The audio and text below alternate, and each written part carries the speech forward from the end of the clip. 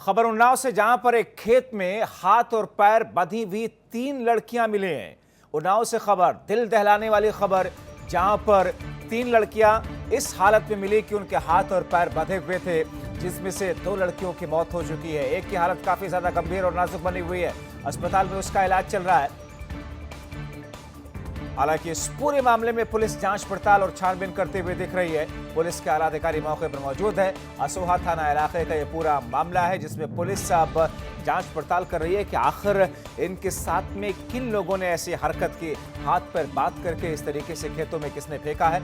असोहा थाना इलाके का यह मामला है, जहां पर पुलिस उनका मेडिकल भी करा रही है। जाहिर तौर पर जो लड़कियां जिनकी मौत हो चुकी है, पोस्टमार्टम की रिपोर्ट के बाद ही अब ये साफ हो सकेगा कि क्या उनके साथ में दुष्कर्म भी हुआ। उन्नाव की यह खबर जो कि दिल दहला रही है लोगों के, क्योंकि हाथ पैर बंधे हुए 3 लड़कियों की स्थिति जिस तरीके से सामने दिखी है, जिसमें से 2 की मौत हो गई है, एक इस वक्त जिंदगी और मौत के बीच में अस्पताल के बिस्तर पर झूल रही है। पुलिस हालांकि इस पूरे मामले को लेकर के अपनी जांच पड़ताल कर रही है, मगर अभी तक पुलिस के हाथ कोई भी सुराग लगा नहीं है।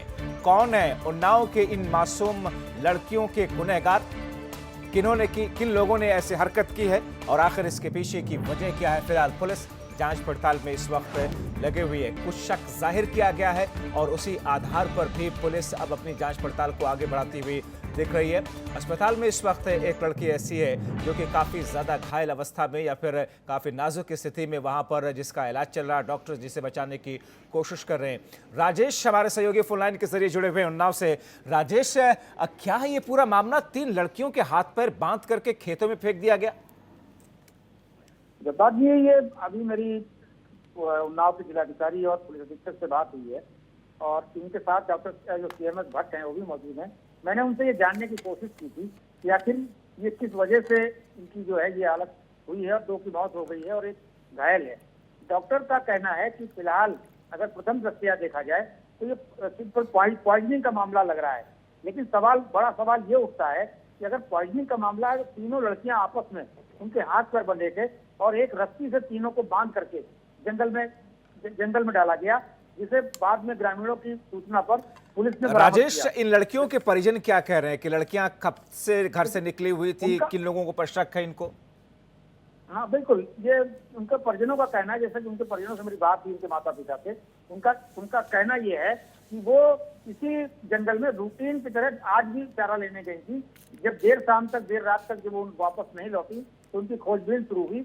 तब ये असोहा थाना के बबुरिया गांव के जंगल में तीनों लड़कियां एक दूसरे से बंधी हुई पाई गई, जिससे जब पुलिस को सूचना मिली, पुलिस मौके पर पहुंची। पुलिस के पास कोई सुराग हाथ आया राजेश? असोहा लाया गया। पुलिस के हाथ कोई सुराग अब तक आ सका? उनको मृत घोषित कर दिया। जी के पास पुलिस ने जांच पड़ताल में किसी सुराग तक पहुंचने में कामयाबी हासिल की? देखिए, अभी वहां पर घटना स्थल का निरीक्षण हो रहा है। लखनऊ से आईजी और डीआईजी और जो है यहाँ से अधिकारी पहुंच रहे हैं। यहाँ से जिला मुख्यालय से लगभग 60 किलोमीटर दूर लखनऊ के बॉर्डर पर ये बबुरिया गांव पड़ता है, जहां पर ये सनसनीखेज वारदात हुई है। तो फिलहाल अभी ये नहीं कहा जा सकता कि वहां पर घटना के क्या कारण बन रहे हैं। पुलिस इन्वेस्टिगेट कर रही है। जैसे ही थोड़ी देर बाद कुछ नया उसमें क्लूज मिलेगा, आपको जरूर बताया जाएगा। जब चलिए, बहुत शुक्रिया इन तमाम जानकारी के लिए राजेश।